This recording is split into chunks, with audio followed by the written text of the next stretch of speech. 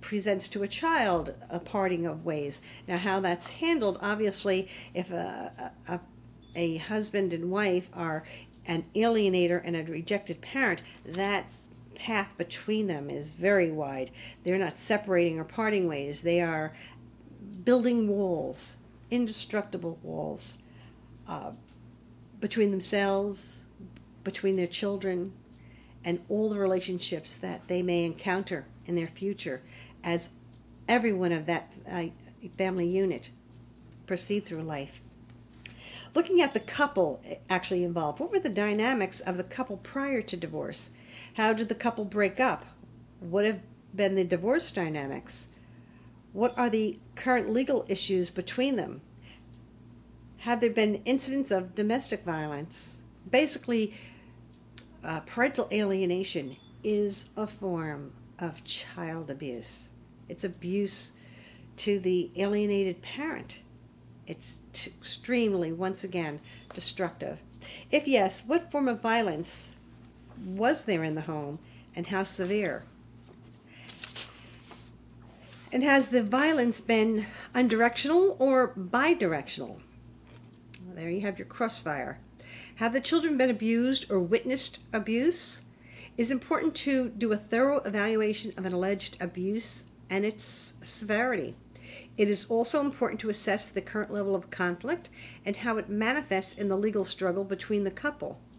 In the case of the boy who believed his father did not care about him because he would not pay for hockey, the parents had been embroiled in a litigation for over a year and a half about money. So you can see how that might affect the child, how they interpret what they see and actually apply it to their own self-worth. And that's really what we're playing with here. The self-worth, probably, I believe, of the parents as well as that child. In addition to litigation in family court, the mother was suing the father in civil court for over $500,000. There another stressing of importance of money, and then interpreted by the child that his own self-worth.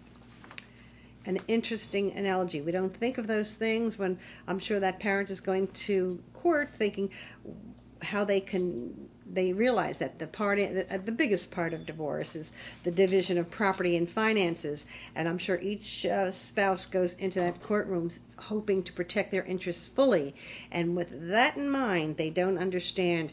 They may be thinking of a dollar, but they're actually trading on the self-worth of that child.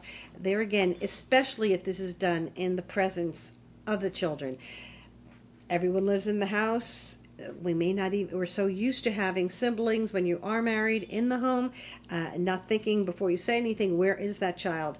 That is really the key. I think if I can impart any other information, if a parent could stop to just do that, you might get upset with another parent, but before, it's not only thinking of what you say or losing your temper, but if you can only think, where are the children at that point?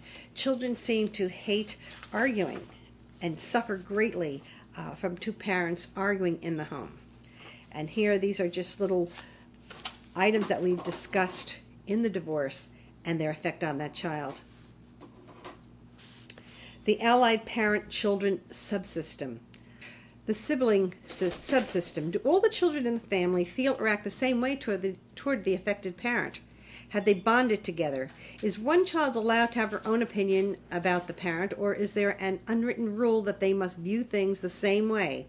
In a polarized family, siblings sometimes, but not always, present a unified front against the rejected parent. Sometimes it feels safer for a child to join with the others in their opinion and action. On the other hand, children may vary strongly in their history and affections regarding the alienated parent. One child in a family, for example, may have always relied or allied with one parent, while a sibling may have allied with the other.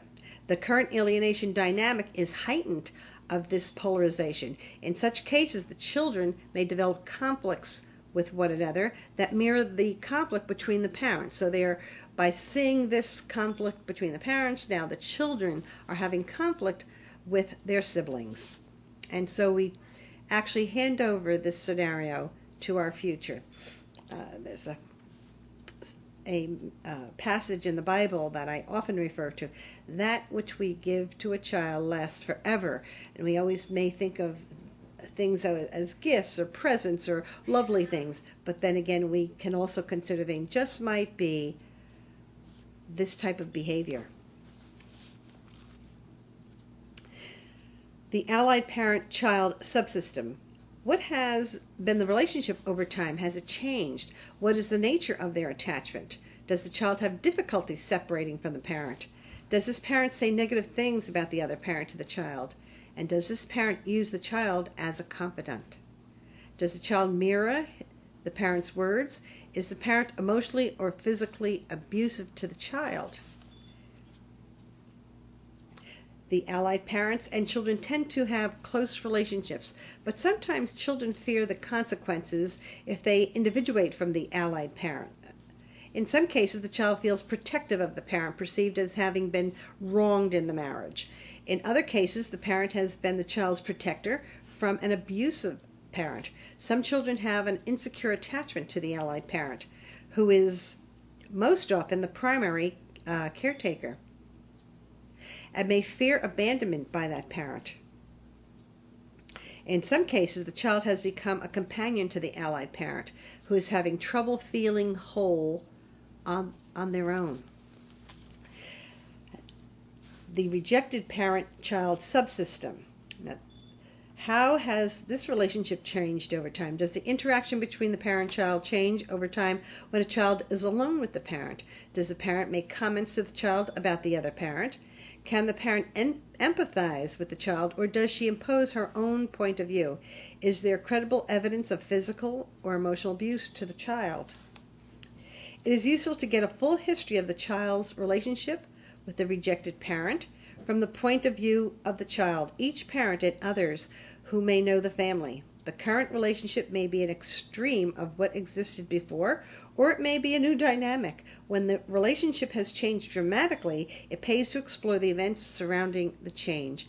Children who have had a positive history with a parent are more likely to regain it than those whose previously relationship has been minimal or conflicted. And I might interject, most parents are always so concerned in raising children, getting them into the right program, and it's always a hectic schedule as they go from school into programs and your religious education and family functions, but your relationship should be number one with that child and making time for that relationship to develop, and then hopefully carrying through that relationship to all those avenues during those times when you have minimal contact, but just affirming. I guess often seeing a parent taking the time to just say, I love you to that child, just reaffirming in some small way, because when sometimes divorce is foreseen in your future, but sometimes it's imposed on us or thrust on us. I don't think anyone plans a divorce, so and even when one is contemplating divorce, it's usually with great caution, or certainly not in an invited atmosphere, because it's a high stress time of one's life. This concludes this program on parental alienation. I will continue to do additional shows on divorce and parental alienation. If you are interested or have any concerns whatsoever, please feel free to contact me, Joe Shenman, at joeshenman.com. You can email me at jshenman@comcast.net. or call me at 973-568-4587. It is my hope that enlightenment and discussion on this subject will prevent the dissolution and alienation of our families in our society. Love and families is what it's all about, and to preserve that and protect it is so very, very important. Thank you for watching, and I look forward to hearing from each and every one of you. Have a great evening. And more important, may God bless your families and protect them.